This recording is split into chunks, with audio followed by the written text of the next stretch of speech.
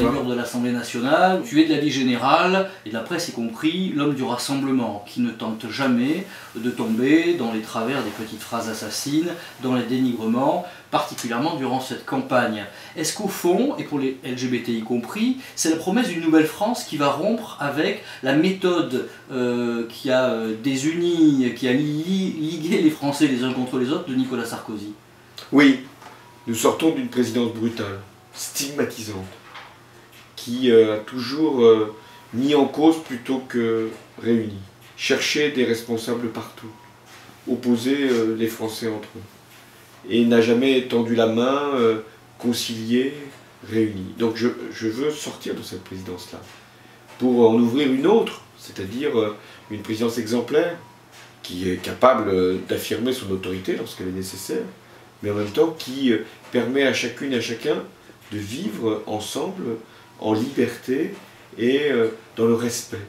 Une France qui soit davantage apaisée, qui soit réconciliée avec elle-même, qui soit attentive, qui soit aussi solidaire.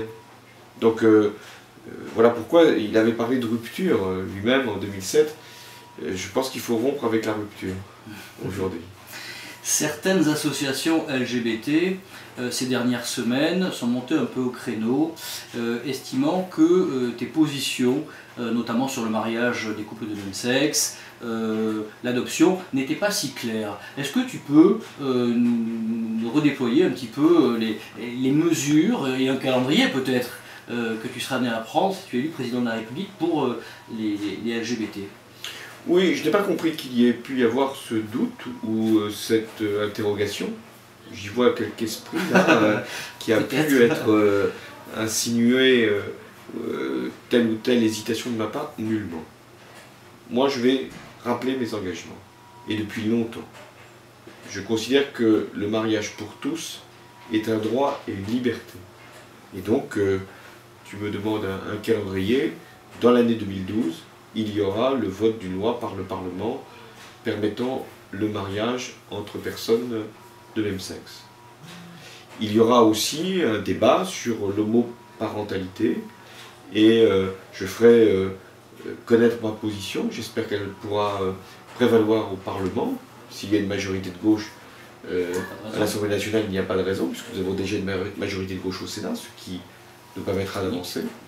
Eh bien, cette homoparentalité permettra de consacrer la possibilité de l'adoption pour un couple homosexuel, deux hommes ou deux femmes, qui décideront d'accueillir un enfant. Et la seule condition qui sera posée, c'est le respect du droit de l'enfant, pour que chacun, chacune puisse se dire que finalement cet enfant pourra vivre heureux dans une famille. Alors ça signifie quoi ce droit à l'enfant justement? Parce que je crois que c'est ça qui a créé un peu la polémique. Ça veut dire que le droit à l'enfant est légitime et le droit de l'enfant doit être respecté, c'est-à-dire qu'il faut, comme pour toute adoption, que démonstration soit faite que l'enfant sera bien accueilli, bien éduqué, bien soigné, ce qui est d'ailleurs demandé pour tout couple ou pour toute même personne seule. Est-ce que tu as un message à adresser particulier aux LGBT de France et d'ailleurs? Oui, d'abord, je constate que l'homophobie est encore un fléau qu'il faudra combattre. Et toutes les associations qui militent pour l'égalité doivent être encouragées. Je veux aussi dire combien je suis attentif aux questions de discrimination à l'école, c'est-à-dire de violences qui sont faites aussi à des personnes homosexuelles. Combien même dans des familles, il faut protéger des enfants par rapport à ce qu'ils peuvent subir de leurs propres parents lorsqu'ils font connaître leur orientation sexuelle. Et combien notre société tout entière doit être mobilisée pour assurer cette liberté et ce droit fondamental.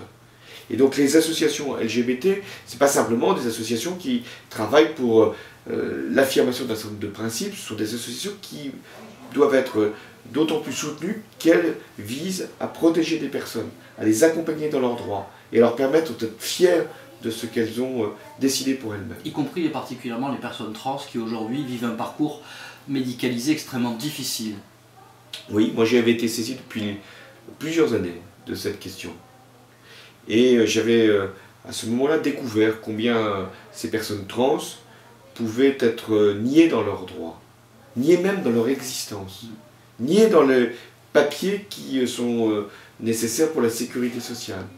Et donc il faut tout un travail d'accompagnement pour que ces personnes trans soient à la fois sur le plan psychologique, sur le plan médical et sur le plan des droits reconnus.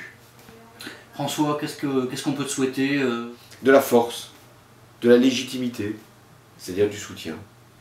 Les votes qui me seront apportés, si je suis majoritaire, et si je le suis largement, me serviront à défendre la cause de l'humanité, des libertés. Il n'y a pas de victoire de la gauche qui ne soit un progrès pour les libertés. Il y a eu François Mitterrand, il y a eu Lionel Jospin, et bien il devait y avoir un nouveau gouvernement de la gauche, un nouveau parlement qui fera progresser la cause des droits humains. Et parmi ces droits-là, il y a celui des personnes homosexuelles. François, merci et bonne chance. Bonne chance à nous tous, parce que c'est pas ma chance, c'est notre chance. Merci beaucoup.